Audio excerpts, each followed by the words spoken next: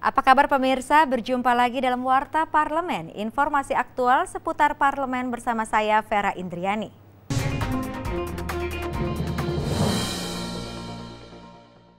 Ketua DPR RI Setia Novanto mendukung rencana pemerintah terkait redistribusi lahan dan reformasi agraria.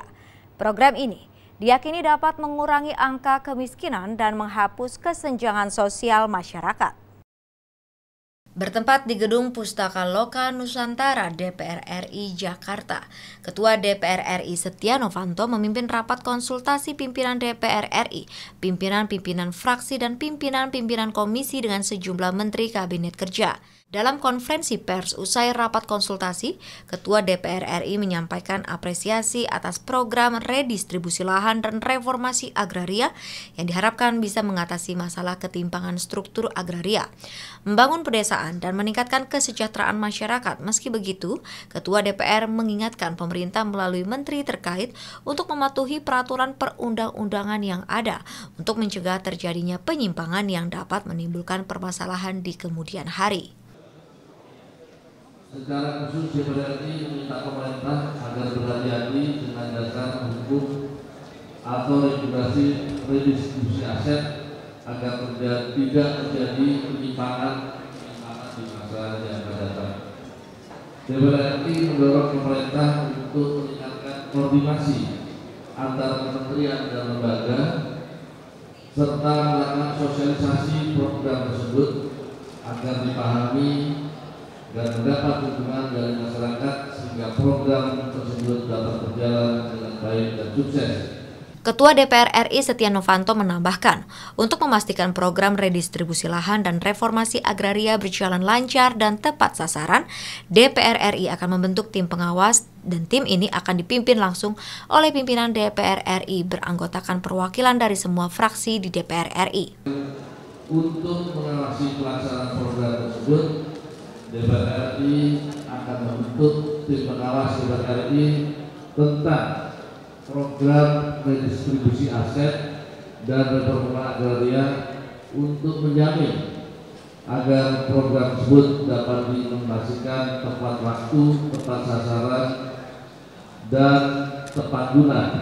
Farhan Fajar, TVR Parlemen melaporkan.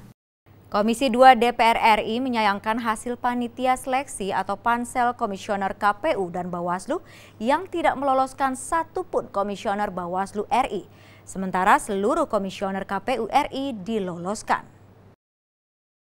Ditemui usai rapat dengar pendapat dengan KPU RI dan Bawaslu RI di Gedung Nusantara DPR RI Jakarta, anggota Komisi 2 DPR RI Lutfi Amuti menilai kinerja pansel KPU dan Bawaslu perlu lebih dikaji. Tidak adanya komisioner Bawaslu RI yang lolos, termasuk Ketua Bawaslu Muhammad. Padahal komisioner Bawaslu memiliki kemampuan dan menguasai bidang kepemiluan dengan baik. Rekrutmen Bawaslu KPU itu perlu dicermati. Kenapa? Karena orang-orang hebat seperti Prof. Muhammad itu kok bisa tidak lolos. Bayangkan tidak ada satupun komisioner dari Bawaslu itu bisa lolos kembali. Ini kan sangat tidak masuk akal. Itu teman-teman di Bawaslu terutama Prof. Muhammad ini sangat menguasai materi, sangat menguasai permasalahan. Anggota Komisi 2 DPR RI Mardani menyatakan terkejut dengan hasil pansel komisioner KPU dan Bawaslu atas nama-nama yang lolos seleksi untuk mengikuti uji kelayakan dan kepatutan di Komisi 2 DPR RI menjadi komisioner KPU maupun komisioner Bawaslu. Orang seperti Profesor Muhammad memang akademisi di bidangnya, Bawaslu kita ingin perkuat, tidak masuk lagi dalam. Tapi beberapa yang dari daerah pinggiran masuk, mungkin itu haknya pansel. Kita nanti akan melakukan penelitian ulang terhadap keputusan pansel karena Komisi 2 punya hak untuk melihat proses, prosedur, konten, dan muatan yang ada. Sementara itu, Wakil Ketua Komisi 2 DPR RI Lukman Edi menilai banyak permasalahan di internal pansel komisioner KPU dan Bawaslu yang perlu diselesaikan lebih dulu. Fokus kami adalah relevan nggak hasil pansel ini untuk kebutuhan pemilu 2019 yang hari ini undang-undangnya sedang dibahas. Ya kita belum melihat, kita belum melakukan fit and proper test, jadi kita belum bisa tahu kapasitas mereka seperti apa. Habibie dan Rifki TVR Parlemen melaporkan. Komisi 1 DPR RI masih mengkaji alih status penggunaan tanah LPP RRI di Cimanggis, Depok, Jawa Barat untuk pembangunan Universitas Islam Internasional Indonesia.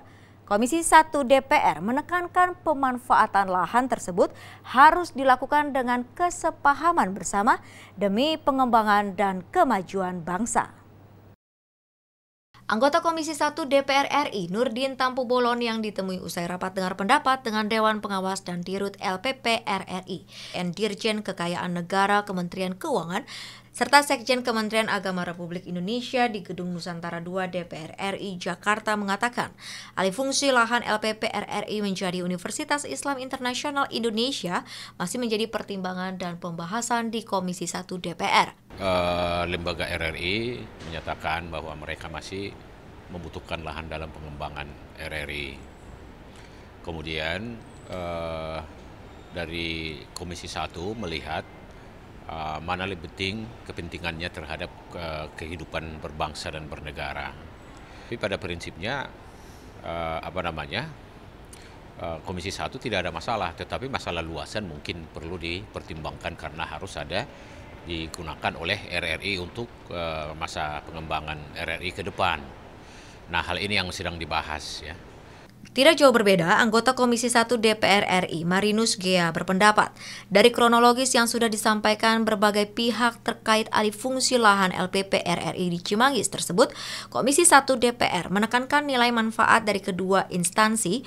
Masih adanya perselisihan dinilai karena belum tercapainya titik temu pemahaman antara LPP, RRI dengan UIII. Bagaimana tanah ini dimanfaatkan secara bersama. Karena ini dua-duanya juga sangat bermanfaat buat Indonesia, baik RRI dan juga UII, kan begitu ya. Lalu hingga saat ini kan belum ada kesepahaman tentang pemanfaatan itu bersama, bahkan ada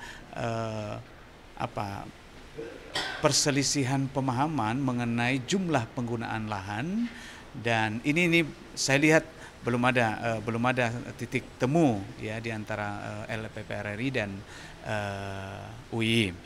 Zikri dan Ade TVR Parlemen melaporkan.